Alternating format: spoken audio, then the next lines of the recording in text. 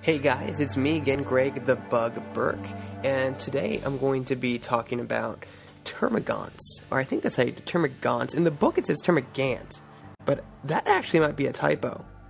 No, someone lost their job at GW. Anywho, so I'm trying to be more lively this podcast. My third podcast. Excuse me. Thank you for tuning in if this is your third one. So like I said, today I'm going to review the Termagant broods. The Termagant broods are two choices, and they're basically your shooty infantry. That's basically what they do. They are essential to your army. I cannot stress this enough. And when 4th edition, I used them like crazy. In 5th edition, I still use them as crazy because they're so good. They're basically this is your swarm troop. They're average. They're 3s across the board. 1 wound, 1 attack.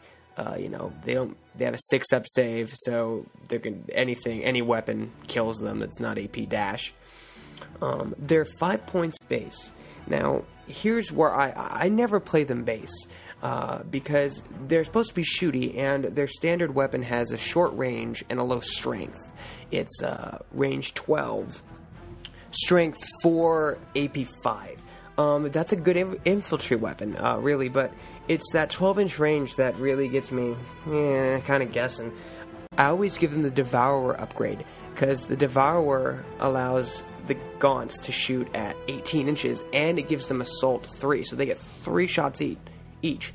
It's an excellent weapon. Now, the AP's dash, so they're always going to get their armor, but it doesn't really matter because you're firing so many shots, they're going to fail something, and it's worth it, especially when you're firing at an elite unit that's going to get their armor save 3 or 4 anyway.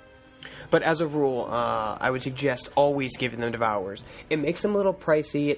It doubles their point value. But it's just so worth it to have that Assault 3. You can run them anywhere. You can run them from 10 to 30. Sometimes I like to take 30, sometimes I like to take 15. It all depends on how many points you have and how swarm heavy you want to be. They are a great unit to have, though. They can take a drop pod or a magnetic spore, as it's called in the Tyranid Codex. This tactic, it's worked for me so many times, and it just gets the opponent so riled up. So basically, you're allowed to take up to 20 models in a magnetic spore and drop pod it into reserve. Now, the good thing about the drop pod or the magnetic spore is you can never mishap unless you roll off the table, but you can never mishap, and you can deploy them at any angle around the spore, so you don't have to worry about them hitting an enemy unit. And let's just say, for sake, you take 15, so you're going to get 45 shots. Deep strike in behind someone at an 18-inch range for 150 points. That is an awesome. You're going to do some damage. If it's a Terminator, if it's an HQ, if it's an Elite, you're going to do damage. It doesn't matter. You're going to injure them severely. You can upgrade them with Toxic Sacks for a point. Depending on if your opponent, or if you know your opponent's going to be taking a lot of monstrous creatures or a lot of tough giant things like Wraith Lords. I usually don't give them Toxic Sacks, because the only reason they get in combat is if I'm trying to tie someone up, because they're okay at combat. They're not horrible, but their brother, the Hormagant, that's Hormagant, people, not Homogant, as I hear so many people call it. The Hormagant is much better, but we'll get into that a little later. You can give them Adrenal Glands, which of course gives them Furious Charge. Usually don't give that to them either, because like I said before, I usually only charge them in to tie someone up. The other weapons they can take besides the Devourer are the Spike Rifle and Spine Fist. Now, the Spike Rifle is okay. It's a Strength 3 AP dash weapon, but it has an 18-inch range, and that's only for 1 point. If you're looking to go swarm heavy but don't want to pay double the price for Gaunts, you can just give them a Spike Rifle. It's an 18-inch Strength 3 weapon. That's a great weapon to have. The Spine Fist, I've never actually used Spine Fist. I know they're twin-linked at Strength 3, AP 5, Assault X, so it's however many attacks the unit has, the troop. So the Gaunt has 1 attack, fires 1, twin-linked. Spine Fist shot at Strength 3. They're okay. I've never used them. I don't think I've ever seen anyone use Spine Fist on the Gaunts. Mainly it's because I think that it's a low range and a low strength. So that's the thing. One of the really unique things about the Termagants is they can take something called Strangle Web. Now, you can only take one for every 10 Termagants in your troop, so you can only have 3 max. Basically what it is, it's the flame template, and anything covered in the flame template has to make a strength check. And if they fail the strength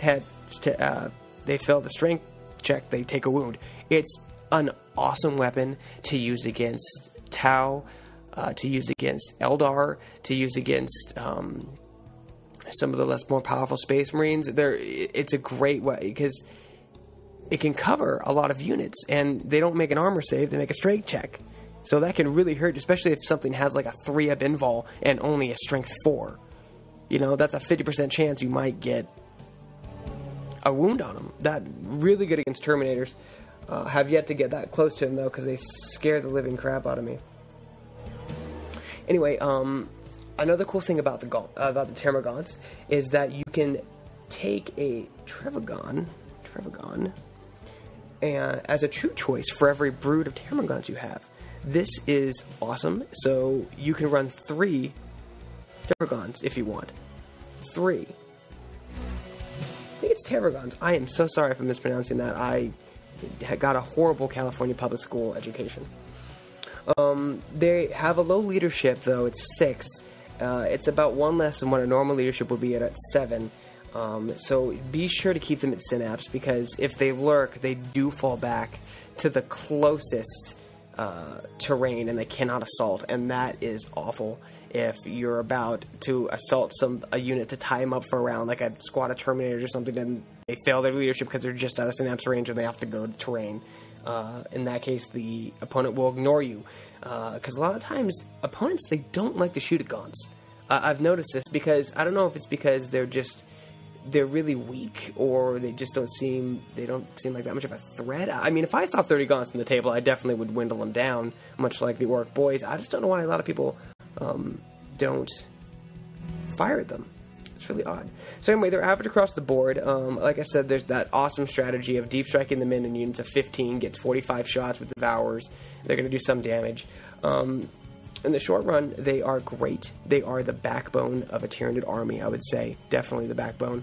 And happy gaming. And this is my 3rd podcast. Yay for my 3rd podcast. It's a little longer, so I'm hoping to keep you guys entertained. But stay tuned for podcast 4. I'll talk to you guys later.